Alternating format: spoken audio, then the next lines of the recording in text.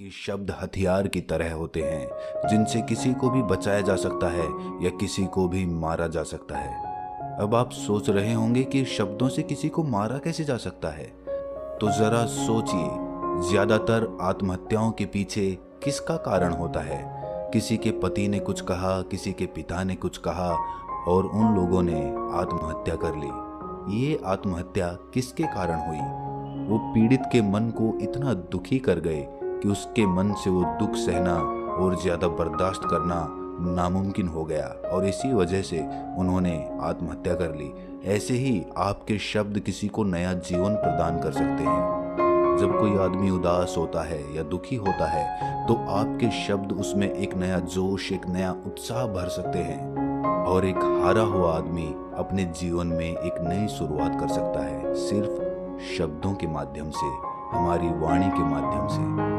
तो अब तक आप ये तो समझ ही गए होंगे कि हमारे शब्द हमारे जीवन को किस तरह निर्धारित करते हैं। शब्दों में कितनी ताकत होती है और किसी से बात करते वक्त हमें कितनी सावधानी से अपने शब्द चुनने चाहिए। आज की जो बोध कहानी मैं आपको सुनाने वाला हूँ उसमें आपको सीधे सीधे तौर पे कुछ ऐसे तरीके पता चलेंगे, कुछ ऐसी परिस्थितियाँ पता चलेंगी जहाँ पे आपको हमेशा चुप रहना चाहिए। कुछ परिस्थितियों में अगर आप कुछ नहीं बोलेंगे तो वही आपके लिए सबसे ज़्यादा बेहतर होगा।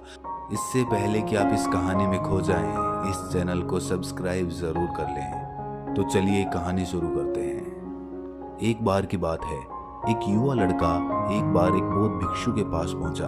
वो काफी परेशान लग रहा था और उसने बौद्ध भिक्षु से जाकर पूछा कि हे महात्मन, मैं अपने आप से परेशान हूँ, अपने आप से दुखी हूँ।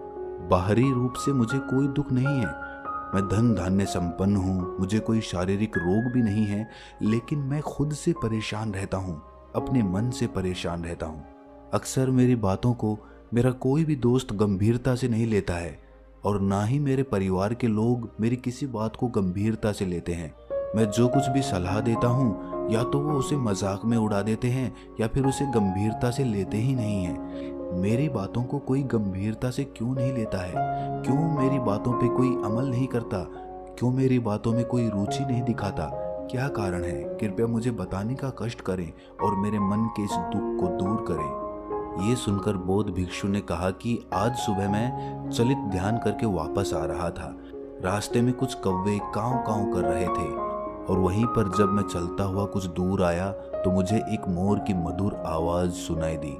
ये सुनकर अचानक मेरे मन में ख्याल आया कि कौवे कितना कांव कांव करते हैं, कितना बोलते रहते हैं, लेकिन कोई भी प्राणी कौवे की आवाज को पसंद नहीं करता। मोर हमेशा सही परिस्थिति के हिसाब से बोलता है। जब भी बारिश होने वाली होती है और बादल घिराते हैं और बारिश होने की आशंका होती है, ऐसे में मोर अपनी मधुर आवाज में गाता है जो सभी को प्रिय होता है, सभी को अच्छा लगता है। ऐसे ही अगर इंसान सही परिस्थिति के हिसाब से सही शब्द बोले, सही वाणी बोले, तो वही वाणी दूसरों के लिए संगीत हो जाती है, संगीत बन जाती है और दूसरे लोग तुमसे सम्मोहित हो जाते हैं और वहीं पर तुम्हें सब लोग गंभीरता से लेने लगते हैं। और दूसरी तरफ अगर तुम यूं ही बेफिजूल ऐसे ही बोलते रहते हो, बिना किसी बात के बोले चले जाते हो, तो फिर तुम्हें कोई गंभीरता से नहीं लेता। तुम उस कौवे की भांति हो जाते हो जिसकी वाणी कोई पसंद नहीं करता और बाद में तुम्हें दुख होता है कि तुम्हें कोई गंभीरता से क्यों नहीं लेता। इसीलिए अपने शब्दों को बेहद बुद्धिमानी के साथ इस्तेमाल करना सीखो। अगर तुम नहीं सीखोगे तो समाज में तुम्हें कोई सम्मान या कोई गंभीरता से नहीं लेगा। ये सुनकर वो युवा लड़का बोला कि हे भंते, मैं जानता हूँ कि मैं ज़्यादा बोलने की बीमारी से ग्रस्त हूँ, मुझे इतना नहीं बोलना चाहिए, लेकिन मैं अपने आप पे काबू नहीं रख पाता और ना ही मैं इतना बुद्धिमान हूँ कि मैं अपने शब्दों को नाप तोल कर बोल सकूँ। मैं तो किसी से बात करते वक्त इतना सोचता भी नहीं कि मुझे अपने शब्द किस तरह इस्तेमाल करने हैं। कृपया करके कुछ ऐसी परिस्थितियाँ बता दीजिए जहाँ पर मुझे कम बोलना है या फिर बोलना ही नहीं है, हमेशा चुप रहना है। अगर आप मेरा ऐसे मार्गदर्शन कर सकते हैं तो मेरा जीवन आसान हो जाएगा और मुझे ज़्यादा दिमाग या अपनी बुद्धि लगाने की भी ज़रूरत नहीं पड़ेगी। ये सुनकर बौद्ध भिक्षु ने मुस्कुराते हुए कहा कि हे बंते, वैसे तो इंसान को हर परिस्थिति में सोच समझकर ही बोलना चाहिए, लेकिन अगर वो हमेशा होश में नहीं रह पाता है, ध्यान में नहीं रह पाता है, तो मैं तुम्हारे के बारे में आपको कोई जानकारी ही नहीं है, तो ऐसी परिस्थिति में व्यर्थ में बीच में टांग अड़ाना, अपना ज्ञान देना, व्यर्थ का ज्ञान, आपको कुछ पता नहीं है लेकिन फिर भी आप अपना ज्ञान देने के लिए उत्सुक हैं, तो ऐसी जगह पर आपका अपमान ही होगा। जरा तुम खुद सोचो, जब कोई बीमार आदमी अपनी बीमारी के बारे में चर्चा कर रहा हो और आपको औषधियों के बारे में कोई भी ज्ञान नहीं है, लेकिन फिर भी आप व्यर्थ में, बेकार में उसे ऐसी ऐसी औषधियां बता रहे हैं जिनका उसकी बीमारी से कोई तालमेल ही नहीं है, तो ऐसे में आप अपनी प्रतिष्ठा अपने हाथों से गंवा रहे होते हैं और आपको पता ही नहीं होता। ऐसी परिस्थिति में आदमी को हमेशा सुनना चाहिए। ध्यान से सुनना भी एक कला होती है।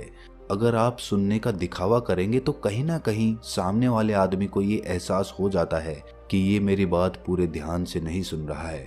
इसीलिए जब आपको किसी विषय के बारे में पूरी तरह से जानकारी ना हो तो वहाँ पर केवल अपने कान लगाना ही ज़्यादा महत्वपूर्ण होता है, ज़्यादा ज़रूरी होता है। आप उस इंसान की बातें ध्यान से सुन सकते हैं और इसी बीच आप दोनों के बीच एक संबंध पैदा होगा और वो संबंध सच्चा होगा क्योंकि आपने उसकी बात को बड़े ही ध्यान से सुना है और इस बात का पता सामने वाले को भी होता है। तो हम बिना कुछ बोले सिर्फ सुनने मात्र से किसी को अपना दोस्त या अपना मित्र बना सकते हैं। इस बात को हमेशा ध्यान में रखना। दूसरी जगह जहां इंसान को हमेशा चुप रहना चाहिए वो है खाना खाते वक्त। खाना इंसान को हमेशा चुप रहकर खाना चाहिए, मौन रहकर खाना चाहिए। महात्मा बुद्ध और उनके भिक्षु हमेशा चुप रहकर भोजन करते हैं, शांत भाव से भोजन करते हैं, परिपूर्ण होकर भोजन करते हैं, पूरी तरह से करते हैं, एक एक टुकड़े का स्वाद लेकर भोजन करते हैं। और ऐसा भोजन जब आपके शरीर में पहुंचता है तो वो आपके अंग अंग तक ऊर्जा पहुंचाता है। अक्सर हम भोजन करते वक्त कुछ ना कुछ बोलते रहते हैं, कुछ ना कुछ सुनते रहते हैं, लेकिन मौन रहकर पूरा स्वाद लेकर उस भोजन को कभी नहीं करते। हम उस भोजन को करते वक्त आधे अधूरे ही रहते हैं और इसीलिए हमारा शरीर रोगों से ग्रस्त हो जाता है। जरा तुम खुद सोचो, बौद्ध भिक्षु हमेशा भिक्षा लेकर भोजन करता है और भिक्षा भी कितनी, बिल्कुल मामूली सी, और वो भी एक वक्त। तो एक वक्त भोजन करने के बाद भी वो इतने स्वस्थ रहते थे, इतने उत्साह, जोश और आनंद से भरे होते थे। और हम तो इतना खाना खाते हैं, इतनी सारी भोजन की सामग्रियां हमारे लिए उपलब्ध होती हैं, लेकिन हमारे शरीर में कोई ऊर्जा नहीं होती। इसका सबसे बड़ा कारण होता है कि हम अपना भोजन होश में नहीं करते हैं, परिपूर्ण होकर नहीं करते हैं, मौन रहकर नहीं करते हैं। इसीलिए अपना भोजन हमेशा मौन रहकर ही करो। तीसरी जगह या यूं कहीं परिस्थिति जहां पर अगर आपने चुप रहना सीख लिया तो इसका मतलब ये है कि आपने अपने ऊपर विजय हासिल कर ली। जी हाँ, गुस्से में शांत रहना या चुप रहना इतना आसान नहीं होता है। अक्सर हम गुस्से से भरकर कुछ ऐसे शब्द या अपशब्द बोल जाते हैं जिसका पछतावा हमें हमेशा रहता है, लेकिन जुबान से निकला हुआ शब्द वापस नहीं हो सकता, उस शब्द को मिटाया भी नहीं जा सकता। अब वो जिंदगी भर हमारे दामन से जुड़ चुका है और वो गुस्से में बोला गया अपशब्द हमारे चित्त को समय समय पर बेचैन करता रहता है, दुखी करता रहता है। लेकिन गुस्से के वक्त चुप रहना सीखना भी एक बहुत बड़ी कला होती है। गुस्से में आदमी का अपने ऊपर काबू कहाँ रहता है, अपनी इंद्रियों को वो वश में कहाँ रख पाता है। इसीलिए इस कला को आप तभी सीख सकते हैं जब आप गुस्सा भी होश में रहकर कर पाएं। जब भी आपको गुस्सा आए, आपके दिमाग में सिर्फ एक ही बात आए कि मुझे चुप रहना है, मुझे किसी से कुछ गाली गलौज नहीं करना, किसी को कोई अपशब्द नहीं बोलना। और जब ये विचार गुस्से के साथ जुड़ जाता है और धीरे धीरे ये आदत बन जाता है तो आप अपने गुस्से को भी काबू में करना सीख जाते हैं। जब भी कभी गुस्सा आए तो किसी को कुछ बोलने की बजाय कुछ शारीरिक व्यायाम करना शुरू कर दो। उछलना, भागना, दौड़ना, जाके जिम करना, कुछ भी आप ऐसा व्यायाम कर सकते हो जिसमें आपका शरीर थक जाए। आप पाएंगे कि जब आपका शरीर थक जाता है तो आपका मन भी शांत हो जाता है। आपने उस गुस्से की ऊर्जा को एक सकारात्मक रूप दे दिया और यही बुद्धिमान व्यक्ति की पहचान होती है। जो दूसरों के तानों से भी अपना घर बना लेता है, अपनी कामयाबी के रास्ते निकाल लेता है, वही सच में बुद्धिमान आदमी है। जो जहर को भी दवा बनाकर इस्तेमाल करना सीख जाए, वही असली बुद्धिमान होता है। चौथी जगह जहां आप चुप रहेंगे तो आपके लिए वही सबसे ज्यादा बेहतर होगा, वही आपको सम्मान दिलाएगा है। तो ऐसे में वो चर्चा या वो बैठक आपको कहीं नहीं पहुंचाएगी और चारों लोगों के बीच आप सबसे मूर्ख कहलाओगे। अगर आपको अपनी बात कहनी है तो सामने वाले को अपनी बात पूरा करने दो, उसके बाद अपने विचार रखो। यही एक भद्र पुरुष या फिर कहीं जेंटलमैन की पहचान होती है। और आखिरी जगह, अगर हमारे माता पिता हमें कुछ कह देते हैं, हमारे बड़े बुजुर्ग हमें किसी बात पर डांट देते हैं या हमें थप्पड़ भी मार देते हैं, तो ऐसी जगहों पे आपका चुप रहना ही उनके प्रति सम्मान दिखाएगा, उनके प्रति आदर का भाव व्यक्त होगा।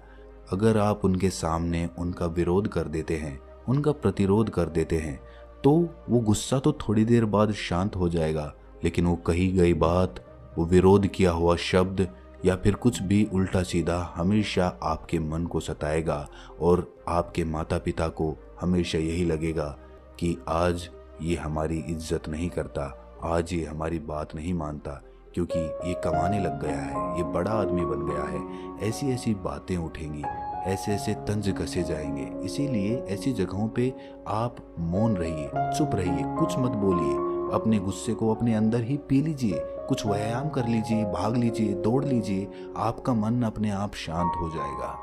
आखिर में बौद्ध भिक्षु ने अपनी बात को खत्म करते हुए कहा कि कम शब्दों में अपनी भावनाओं को उतारना सीखो। शब्द हथियार की तरह होते हैं, बोलो तो होश में बोलो, ध्यान में बोलो। जीवन शैली ऐसी बना लो कि आप जब भी बोलो पूरे होश में रहकर बोलो, पूरे आनंद के साथ बोलो, पूरे प्रेम के साथ बोलो। ऐसी वाणी बोलो जो दूसरे के दिल को ठंडक पहुंचाती हो, दूसरे के मन को भी शांत कर देती हो। और वो तभी संभव है जब आप